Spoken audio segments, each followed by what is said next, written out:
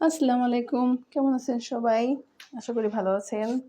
রমজানের অনেক, অনেক শুভেচ্ছা। কে, কে রোজা রাখছেন? তো রোজা রেখে অনেক টায়ার্ড হয়ে থাকি। সবাই থাকে।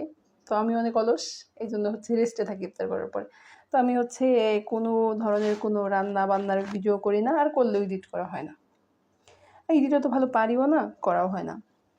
আজ কেন যেন ইফতার করার পরে ক্রেভিংস হচ্ছিল যে ফুচকা খাবো। তাই যে কথা সেই কাজ।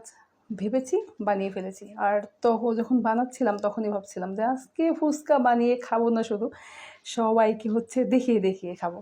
তো সেজন্য আমি বানিয়ে রেসিপিটা দিয়ে দিয়েছি। রেসিপির কিছু নেই, এখন সবাই কম বেশি পারে এখানে।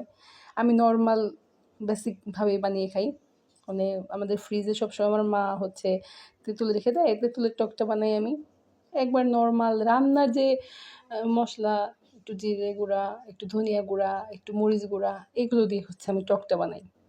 আর আলু সিদ্ধ করে কাঁচা মরিচ, পেঁয়াজ দিয়ে একটু লবণ দিয়ে মেখে ওটা দিয়ে আমি ভিতরে পুরটা বানিয়ে ফেলি। আর নরমাল সালাদ হয়ে গেল। তো উপর দিয়ে একটু শসা কুচি, একটু টমেটো কুচি দিয়ে দিয়েছিলাম। আর একটা সেদ্ধ ডিম কুচি করে তারপর দিয়ে দিয়েছিল। তারপরে খাওয়ার পালা। মানে যখন ভাজি করেছিলাম, অনেক ভাজি করেছিলাম ফুচকাগুলো, এক বল হয়ে গেছিলো। কিন্তু খাওয়ার সময় কে খাবে কে না খাবে এরকম কাড়াকাড়ি লেগে গেছিলো।